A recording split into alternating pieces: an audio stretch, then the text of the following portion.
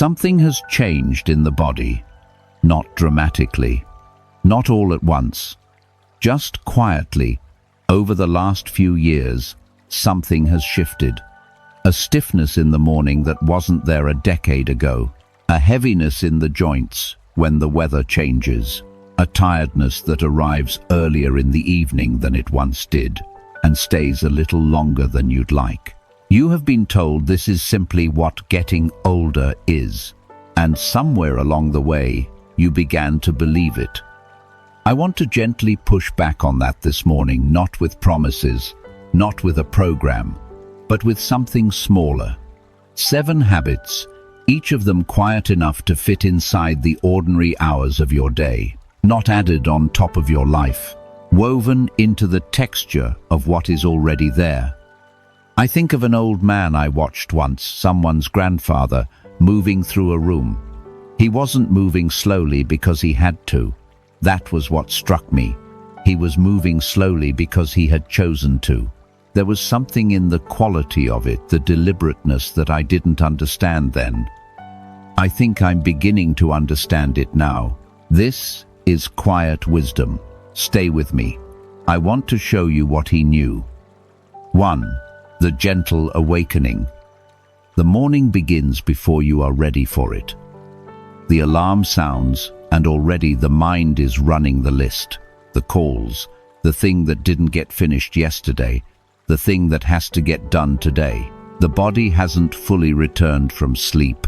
It is still warm, still quiet, still carrying the weight of 8 hours of rest. And yet, it is already being asked to perform.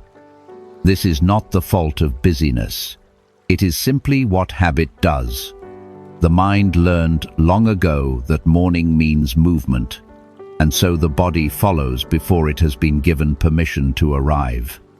In Buddhist practice, there is a word for the act of deliberately arriving before moving, Sati. It is often translated as mindfulness, but the translation I prefer, because it is more honest, is simpler than that. Sati is the practice of arriving in the body before asking anything of it. It is the decision made in the first moments of consciousness to notice where you are before you begin moving toward everywhere you need to be. The small joints are where aging first announces itself, not in the large muscles or the deep bones in the fingers, the wrists, the ankles, the toes. These are the joints that receive the least attention and carry the most information about how the body is actually doing. They stiffen overnight, not dramatically, barely noticeably most mornings, but they stiffen. A few slow rotations before you stand, before you speak, before the day makes its first demand is not exercise. That is the wrong word for it entirely. It is a greeting. You are speaking to the body in its own language before you ask it to speak in yours. The body notices when it is spoken to in this way, not metaphorically, physiologically. Fluid moves into the joint. The tissue warms. The stiffness begins to ease not because of effort, but because of attention. Think of a Tuesday morning last winter. Not any Tuesday in particular, but the one where you didn't rush, where you lay in the warmth for another moment, not out of reluctance, but, and this is the distinction that matters deliberately, the whole first hour felt different that morning, not because anything extraordinary happened, because the body had been acknowledged before it had been put to work. You may want to say, I don't have time for this in the morning. There is too much to do from the first moment I'm awake. I understand that. And I want you to hear this. The practice takes 90 seconds. It happens before your feet touch the floor. You do not need to sit up or find a quiet room or have anything ready. You simply move your fingers, all 10 of them, slowly before you stand. That is the entire practice. 90 seconds. Before you are vertical. Tomorrow morning, when consciousness returns and the day has not yet begun, try this. Move your fingers, slowly, all 10, then your wrists, then your ankles. Stay horizontal while you do it. The floor will still be there when you're finished. The body remembers kindness. Not sentimentally, structurally. The joints that are greeted gently in the morning are the joints that carry you differently across the years. 2. The horizon gaze. No eye in the long history of human vision was asked to do what the modern eye is asked to do for this many hours, across this many decades. Fixed focus, close range, screen to page to screen. The muscles that allow the eye to reach outward, toward distance, toward the far edge of what is visible, they simply are not being used, not for minutes at a time, not in the ordinary flow of a day spent indoors. The Buddhist practice of Pratyahara is most often described as a withdrawal of the senses, but the translation that serves us here is this: resting the senses from the noise they are constantly being asked to process, not closing them down entirely, giving them a moment of genuine rest. A moment of something other than close, sustained, demanded attention. There is a muscle in the eye, several, in fact, whose job is to adjust the lens for distance. These muscles are no different from the muscles of the hand or the shoulder. A muscle kept in one position for long enough forgets, slowly, how to move in the other direction. What happens to the hand that grips a steering wheel for 30 years without being fully opened happens, in its own way, to the visual system, not inevitably, not without remedy, but quietly, across years, if nothing is done differently. 30 seconds of looking toward the farthest point, you can see the line where the sky meets the rooftops across the street, the tree line at the edge of a field, the distant water tower 3 blocks away is 30 seconds of the nervous system, releasing a tension it did not know it was carrying. The shift is not dramatic. It is the difference between a fist held closed and a fist held slightly open. Across 30 seconds, 3 times a day, the nervous system begins to learn that close focus is not the only state available to it. You have felt this, even if you have never named it. Stepping outside after hours at a desk, the eyes without any instruction from you reaching toward distance, something releasing, physically, not dramatic. A quiet opening, you didn't do anything. The eyes simply found what they had been waiting to find. You may think, my eyes are fine. I don't need to do anything for them. I'm not suggesting the eyes are failing. I'm suggesting that what the visual system carries is not limited to the eyes. A nervous system locked at close focus all day is a nervous system that cannot fully settle. The eyes and the body's stress response are more tightly linked than most people realize. You relax the eyes, and something below them in the chest, in the shoulders, in the slow, continuous hum of the nervous system relaxes too. 3 times today.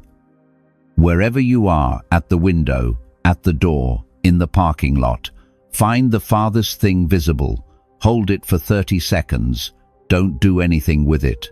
Simply let the eyes be where they want to be. The eyes need distance. Perhaps the rest of you does too. 3. The breath that has drifted. At some point, quietly, without any announcement, the breath changed. You didn't decide to breathe differently. Nobody does. But somewhere across the years, somewhere in the accumulation of things to manage and people to care for and nights that didn't quite resolve into rest, the breath moved. It drifted upward in the chest. It shortened. It became something that happened in the top third of the lungs rather than the whole of them. This is what the body does with weight it has been asked to carry for a long time. The breath reflects the holding. The Buddhist practice of Anapanasati, returning attention to the breath as it actually is, not as we wish it were, is one of the oldest contemplative practices in the world. Not because the ancient teachers were obsessed with breathing, but because they understood something the nervous system has always known. The breath is the one physiological process that crosses freely between what the body does automatically and what the mind can consciously change. You cannot decide how fast your heart beats. You can decide right now, in this moment, to breathe lower and slower than you just were. A body breathing high and shallow is a body in low-level alarm, not crisis alarm.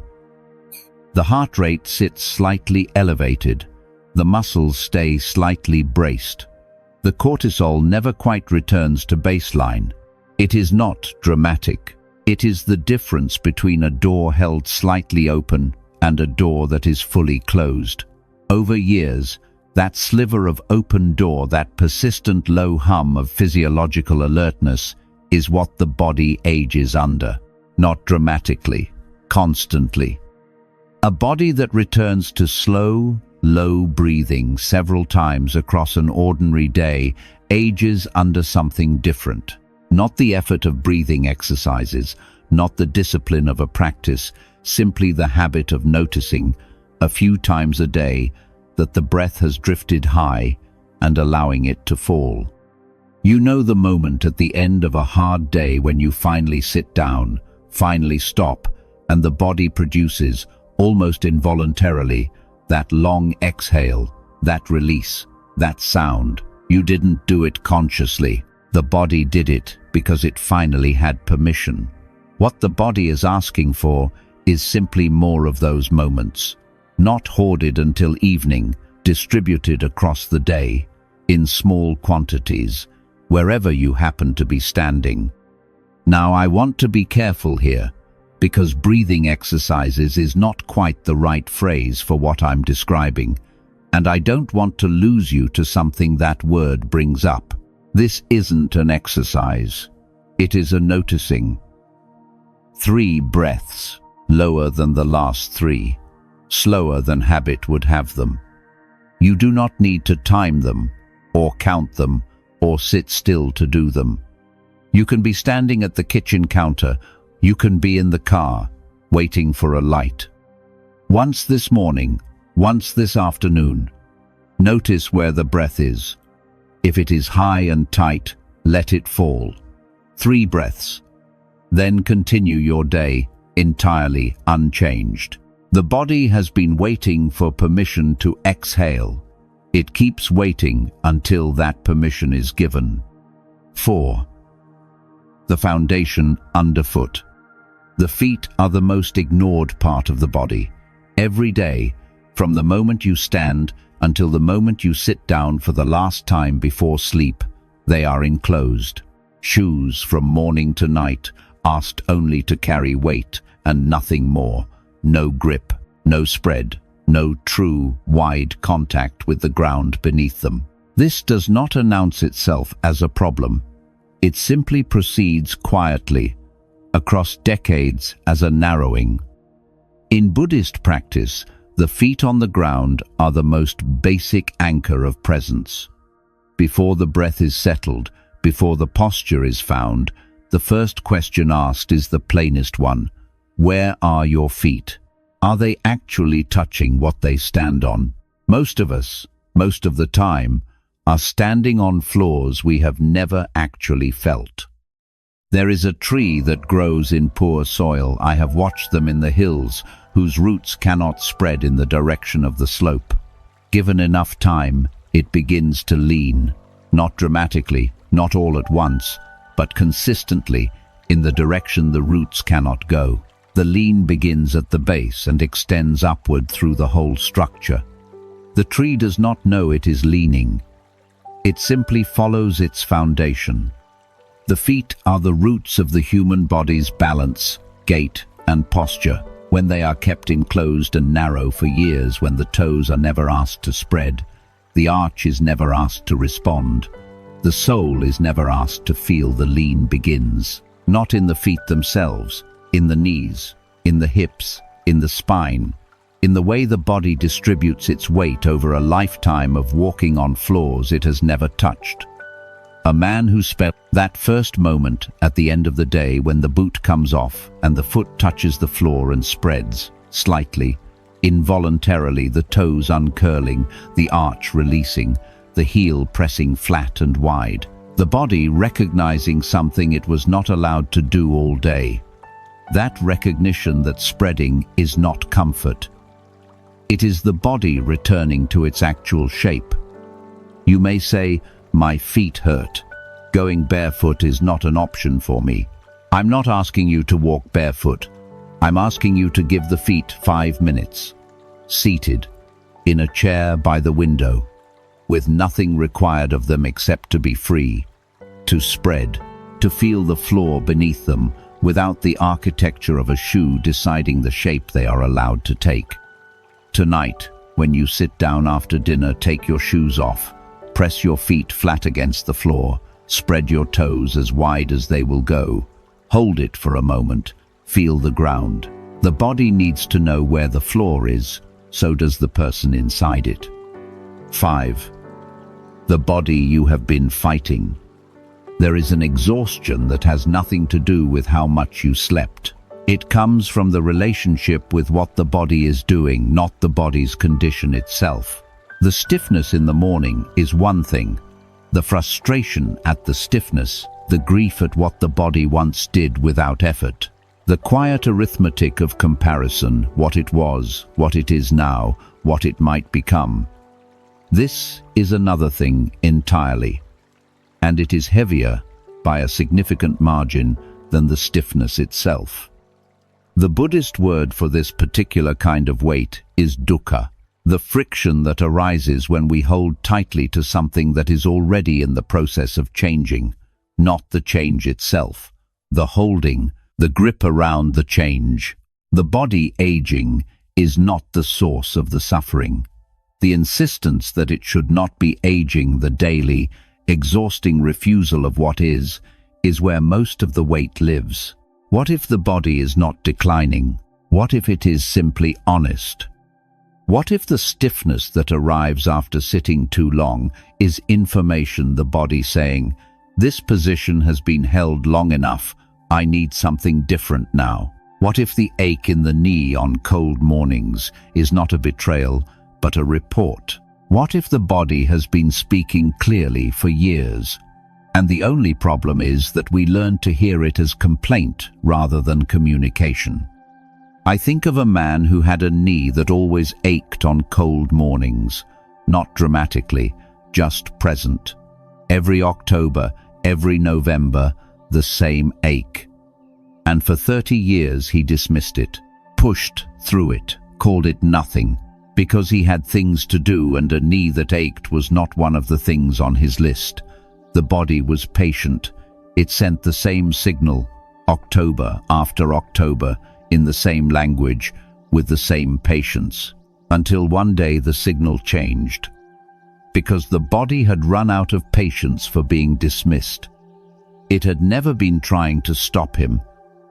It had only ever been trying to tell him something. And here, I know, you may want to push back. Acceptance sounds like surrender, like giving up, like deciding that nothing can be helped and nothing is worth trying. That is not what Buddhist acceptance is. There is a clear difference between accepting that the body is changing, which is simply the recognition of what is true, and stopping all care for it. One is wisdom, the other is defeat. Buddhist acceptance is not passive resignation. It is the decision to stop exhausting yourself fighting a fact and to redirect that energy toward what can actually be changed. The tension in the relationship with the body, the friction of the daily refusal. These are not inevitable. These are optional. And releasing them frees something that was being spent on nothing useful.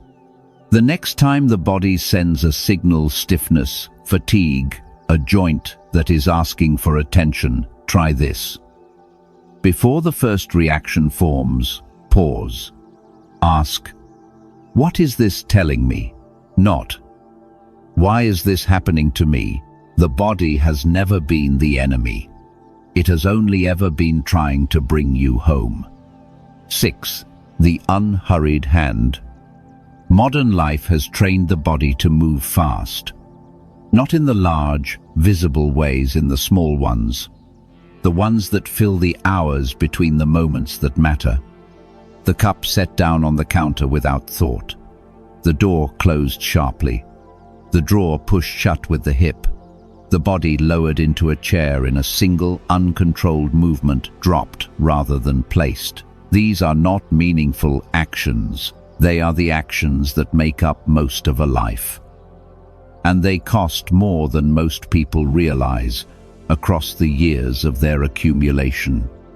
The Buddhist and Taoist principle I want to bring here is Wu Wei, and I'll translate it carefully because it is often misunderstood.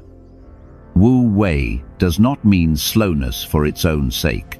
It means, or perhaps better put, it means the removal of unnecessary force from everything the hands touch and the body does, moving with what is rather than pushing against it.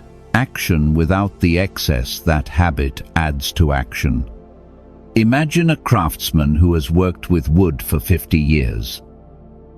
Sit with him for an afternoon and watch his hands. He does not grip the tool harder than the work requires. He does not push faster than the wood will allow. Every movement he makes is precisely enough, not more, not less. His tools last decades. His joints, in his 70s, are functional and unhurt. His work is extraordinary. He has not learned this from any instruction. He has learned it from 50 years of the wood telling him, in the language of grain and resistance, when he is using more force than necessary and when he is not. He listened. He adjusted. He learned. The body is the wood. Every rushed movement, every door closed sharply, every cup set down hard, every uncontrolled drop into a chair is you using more force than the moment requires. Every smooth, controlled action is you learning what the craftsman spent 50 years learning. Consider the simple act of lowering yourself into a chair. The difference between dropping into it, which most people do most of the time, and placing yourself into it deliberately, smoothly. The joints absorb something different from each. The spine responds differently. The hips feel it differently. The time required for one versus the other, perhaps 2 seconds. The difference accumulated across 30 years of sitting down a dozen times a day. Measurable. You may say, I cannot slow my whole day down. There is too much happening. You don't have to. Choose 3 small physical actions, just 3 that you perform many times a day. Setting a glass down, closing a cabinet, standing from a chair. Choose 3 and do them slightly more smoothly than habit would. The rest of the day, entirely unchanged. Today, choose one, just one. Do it once, only once, with complete smoothness and deliberateness. Notice how the body feels in that moment. That noticing that single moment of the body, registering the difference between force and ease, is the practice. Force and speed are not the same as strength. The body has always known this. Now you know it too. 7. Listening as the final habit. Of all the habits in this video, this one asks the most, not of the body of the person inside it. The body communicates constantly, all day, in a language that is not difficult to learn. It sends signals. It signals fatigue before collapse arrives. It signals tension before injury announces itself. It signals hunger, thirst, the need for movement, the need for stillness, all of it, continuously, from the first moment of consciousness to the last. The signals are not subtle, They are simply quiet. And the day its demands, its noise, its momentum is loud. The Buddhist practice of Maranasati, being present to the body's impermanence, not with fear, but with attention, is sometimes described as a contemplation of death, and that framing frightens people off before they understand what it actually means. It means this: the body will not always be available to you in its current form. This is not a threat. It is the same truth that makes attention possible. You listen to someone more carefully when you understand the conversation will not last forever. Maranasati is that quality of listening applied to the body, applied to this ordinary day, applied now. Most people learn to listen to their body only after it has been forced to speak loudly, after the injury, after the diagnosis, after the fall. The Buddhist practice is to begin listening while the voice is still quiet, before the loudness becomes necessary. There is an afternoon, and I suspect every person watching this has lived it, probably more than once this week, where the body said, "Sit down," not urgently, not dramatically, just clearly. "Sit down, you need a moment." And the person inside the body said, "Not yet. 5 more minutes. I just need to finish this." And 5 minutes became 20, and 20 became an hour. And by the time you finally sat down, the cost was higher than the sitting would have been. The body had been patient. It simply ran out of patience first. I'm not sure I know how to listen to my body, you might say. I'm not even sure what that means. You already know. You have always known. You know the difference between tired and exhausted. They feel different in the body, and you feel the difference, even if you have learned to override it. You know the difference between a stretch that feels like release and one that feels wrong. You know when a food doesn't sit well. You know when a night's sleep was real rest and when it was only unconsciousness. You have always known these things. Listening is simply deciding that this knowing matters, that it is worth pausing for, that the body's quiet voice deserves the same respect as the louder voices in the room. Once today, only once, when the body sends a signal, stop, hear it, decide consciously what to do with it. You may decide to override it. That is allowed. The practice is not obedience. The practice is the decision being made consciously, rather than the body being simply not heard. Made once a day, made every day. That decision is a practice. The body is not asking for perfection. It never was. It is only asking to be heard. You came to this video carrying something. Perhaps you weren't entirely sure what it was. A sense that the body had been moving forward without you fully inside it. A quiet wondering about whether the changes you have been noticing were fixed or simply familiar. A tiredness that was not only in the muscles. 7 small things, none of them requiring a new schedule or a special room or any equipment beyond the body you are already living in. A few rotations before your feet touch the floor, a horizon held for 30 seconds, 3 times today. 3 breaths, lower than the last 3. 5 minutes of the feet unenclosed, 1 moment of pausing before the first reaction to what the body is signaling. 3 small actions made slightly smoother. And once, just once, stopping to actually hear what the body is asking for. None of this is complicated.